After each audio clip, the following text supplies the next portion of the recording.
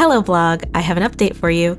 I went by Kathy's Diner to check out the Bigfoot Society and somehow I ended up getting roped into joining. They have shirts and everything, they're very serious, and they are convinced they see Bigfoot at least once a month around the diner, although it could be a guy named Larry who just dresses up to mess with the locals. Either way, I don't want to end up missing like that guy who used to own the motel, so wish me luck. We're going out on our first expedition next week. I'll keep you updated. In the meantime, let's build a miniature of the diner. In today's build, we're starting off a little bit differently than we have for the previous ones. We're still starting with pattern pieces, but these patterns have gotten a lot better, haven't they? I'm going to be building a tiny trailer today, and I'm using some plastic sheet instead of my normal chipboard that is the go-to for all of the other builds in this series. Quick tip for you guys, it's a lot easier to cut out the smaller pieces when you have something to hold on to, so cut them out first before you do all of the rest of the cutting. This plastic sheet is less than 1 millimeter thick, and it shouldn't be too hard to just use an X-Acto knife to cut through it. Once I've cut out all of the pieces, then it was time to start adding on the frames around the windows and the doors. The label paper from 2 seconds ago turned out to be a bad idea, so I'm scraping off the residue it left behind. I'm prepping my wood burning tool because I'm going to be using that to carve some grooves into the side of the plastic to simulate the corrugated siding of the trailer. Some plastic sheet companies sell sheets that already have grooves in them, but this is a way that you can do it yourself. I'm adding on the trim for the windows and the doors that we just cut out a few minutes ago. And I'm gluing all of this together with some plastic cement, which actually isn't gluing anything together, it's melting the plastic to create the bond. Because plastic can be pretty tricky to use with regular glues since it's non-porous and doesn't have anything for the glue to really grab onto. For the windows of the trailer, I printed out some black squares onto a sheet of normal paper and covered them with some plastic, and then I'm gluing that to the inside of the trailer. Once all the windows were done, I added the roof and the bottom of the trailer and some little legs for it to stand on. Kathy's Diner in this world is an old FEMA trailer that somebody started cooking out of, and it became the town diner. Everybody here doesn't have a lot of money, but they're all just doing the best they can. The sign above the diner was something I really wanted to get right. I have no idea why, but I'm really obsessed with signs lately. In the motel video for this series, I made a sign using UV resin. This time, I have a new tool that's going to make this really easy. This is a 3D pen. It uses the same plastic that a 3D printer would use, and it allows you to build up layers of plastic the same way a 3D printer does, but it's all manual and by hand. I'm a complete beginner, so it took me a couple of tries to figure out what surfaces worked best for this. The plastic wouldn't stick to some surfaces, and it stuck too well to the paper and then ripped up the backing. In the end, I found that plexiglass worked best for what I was trying to achieve. I've seen people create some really insane things with the 3D pen, so I'm going to be practicing with it to get better and use it in more projects. The 3D pen came with spools of plastic called filaments. It came with 2 or 3 different colors, but they were mostly neon and not what I was going for, so I used white in the 3D pen, and now I'm painting over it with acrylic paint.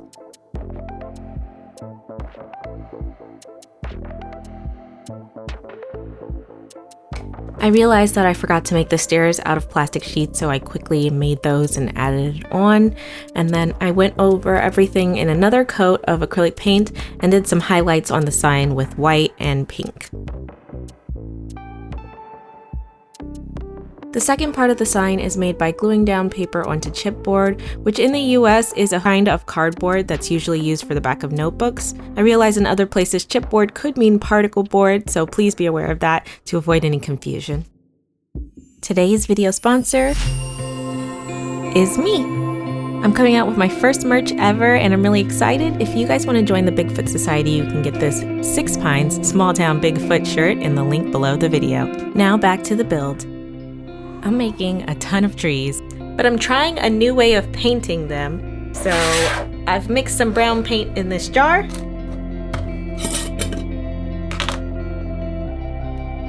I'm gonna chuck these in here and shake it up and hopefully coat them all in brown paint and save myself some time.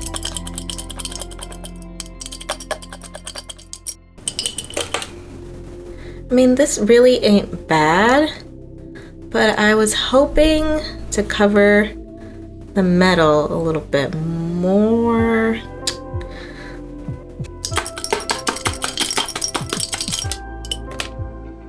Let's just let it dry and see what happens. So it got quite a bit darker, which was a little unexpected, but it also coated the metal more than I thought. I'm gonna give it another go, and this time I'm gonna use green over the top of it. Now I'm actually gonna just stick these into the oven.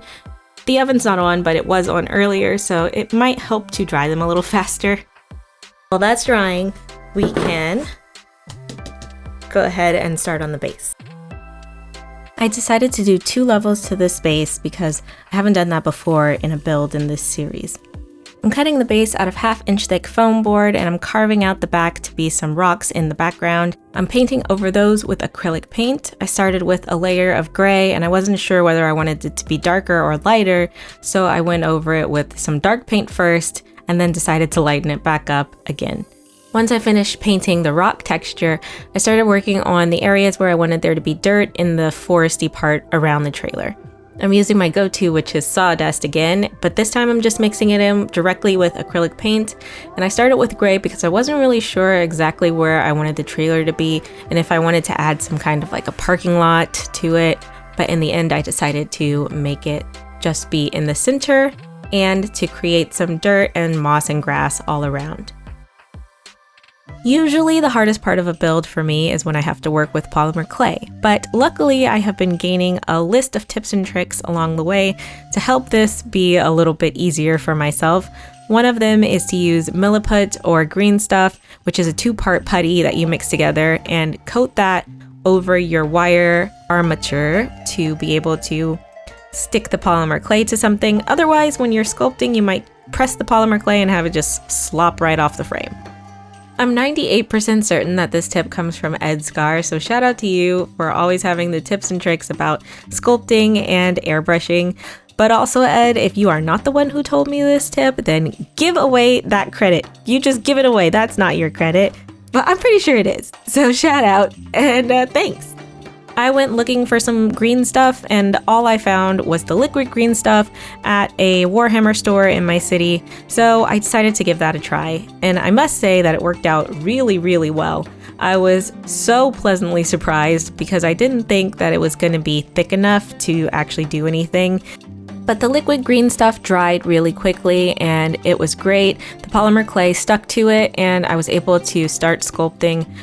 I think something else that helped though is that these are so incredibly tiny. They're less than a 1/2 inch tall, and it was both good and bad because I also could barely see them while I was trying to sculpt, so I had to put my face extremely close and it was difficult to catch them on camera. Even though I'm convinced that airbrushing these little guys would have been probably a better choice, and I did receive an airbrush for a review video recently, I decided not to crack it out to paint these little people and to try to paint them by hand. I used the very tip of my paintbrush because even though they look a little bit big on camera, they are so incredibly tiny that it was difficult to do any kind of detail on them.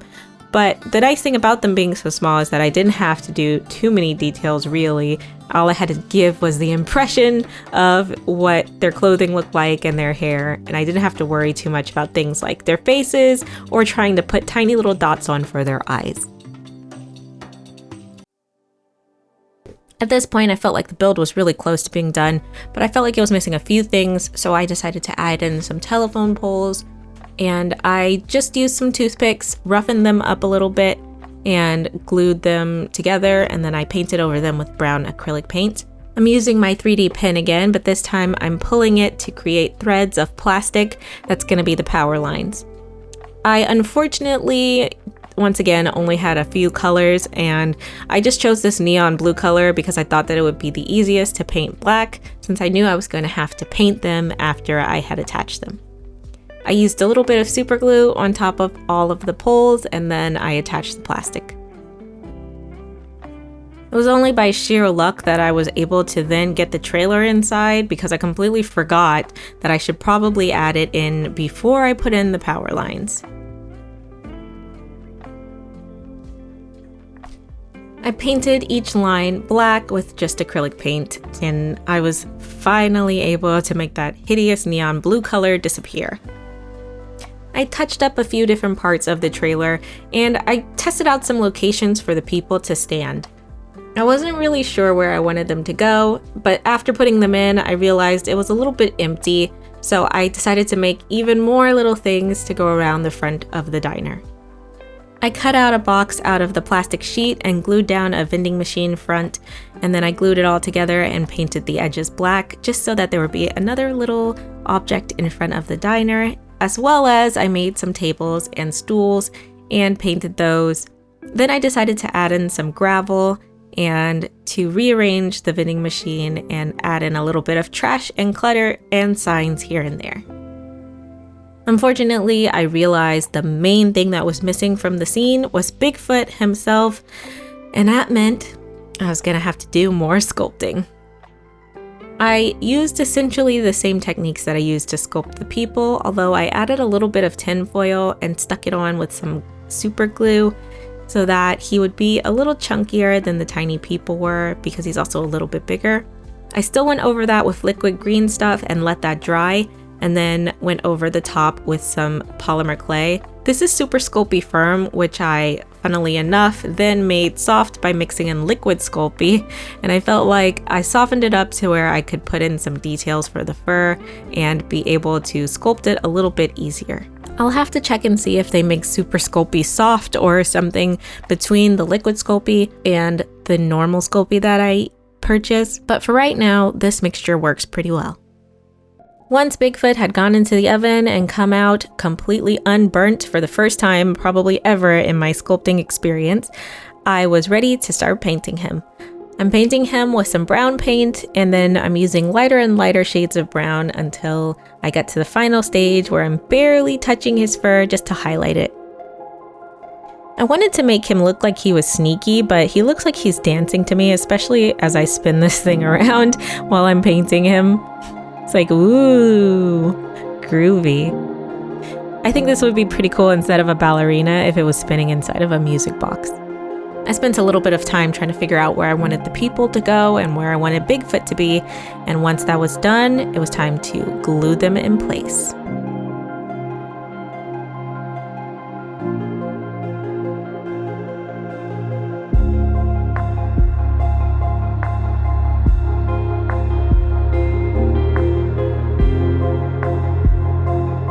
It's shout out time. Thank you to Awkward Burb, Jordan, Ryan, Fred, Lori, and Nicole. And thank you to all of my patrons who support the channel. If you want to get the downloadable for this video, you can find that on my Patreon, which will be linked in the description box below. I'm super happy with how this series is turning out so far because I think I'm getting so much better each time we do this. And if you guys want to see the rest of the videos in this series, then I will have a playlist of those linked right after this one ends. Thanks for watching, and I'll see you in the next video.